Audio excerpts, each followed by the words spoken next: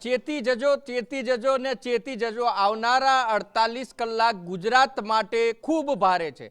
ભારેથી અતિ ભારે વરસાદની આગાહી. બંગાળમાંથી લો પ્રેશર ડીપ ડિપ્રેશનમાં ફેરવાયું ને ત્યારબાદ ગુજરાતનો એક પણ તાલુકો બાકી ન રહે. સાંભેલા ધાર, શ્રાવણમાં શ્રીકાર થાય એવો વરસાદ છે. આખા રાજ્યમાં વરસી શકે છે.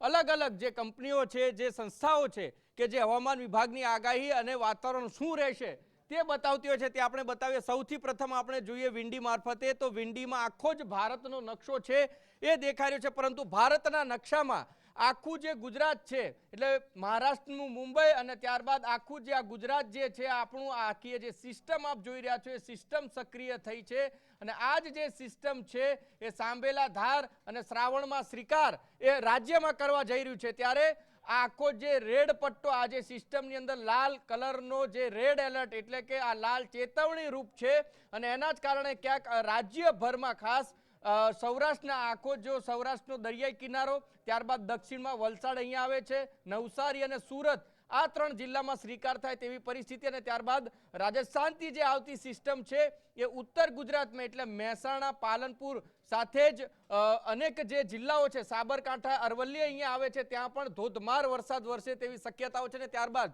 બીજી એક જે સંસ્થા છે કે જે પણ હવામાન વિભાગની આગાહી કરે છે, આખું જ ગુજરાત છે, ગુજરાત ક્યાંય નથી દેખાતું. દર્શકોને જો જોઈ શકતા હોય તો આ પણ આખો ભારતનો નકશો છે, પરંતુ આ ગુજરાતના નકશા ઉપર કાળા ડિબાંગ વાદળોએ ઘેરો લીધો છે અને એમાં આખી જે સિસ્ટમ સક્રિય થાય છે એ બીજી જે સિસ્ટમની વાત કરી રહ્યા હતા એ સિસ્ટમ છે સૌરાષ્ટ્ર તરફ આકાર લઈ રહી છે, જેમાં કેન્દ્ર શાસિત દમણ, ભાવનગર, જામનગરના સહિતના જે જિલ્લાઓ છે ત્યાં ખૂબ અનરાધાર વરસાદ વરે તેવી પરિસ્થિતિ છે. અને એનો આખે જે એની જે પવનની દિશાથી આપ જોઈ શકાય છે કે આખરું ચક્રાવાત જેવું સ્વરૂપ છે, ડિપ્રેશને લીધું છે અને એના જ કારણે ગુજરાત આખું છે એ આખું ગુજરાત વાદળોની નીચે ઢંકાઈ ગયું છે. અને આવનારા 24 કલાક ભારે, ખૂબ જ ભારે સાબિત થાય તેવી આગાહી છે કરવામાં છે. ત્યારબાદ સ્કાયમેટ કરીને જે છે કે ખૂબ જ વિશ્વસનીય મનાય છે આ જે આગાહી કરે, તેમાં પણ આ મહારાષ્ટ્ર એટલે મુંબઈ લખેલું છે, MUM મુંબઈ એટલે મહારાષ્ટ્રમાં પણ સારો વરસાદ અને ગુજરાત આમાં પણ ઢંકાયેલું દેખાઈ રહે છે. અમદાવાદ અને ભુજ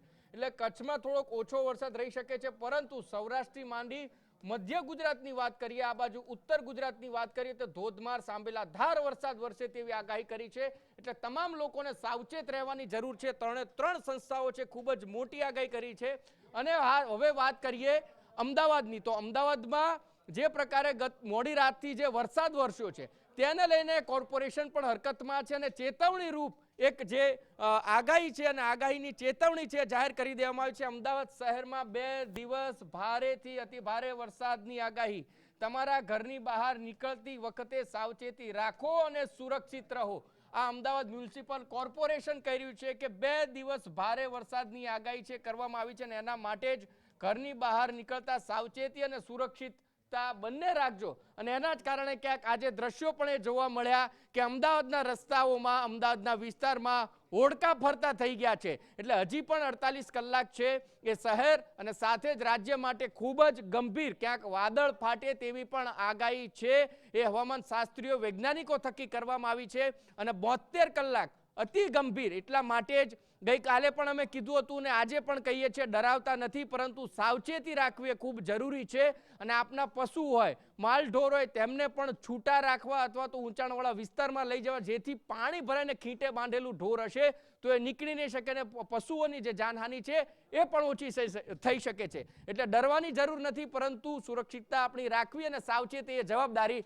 આપણી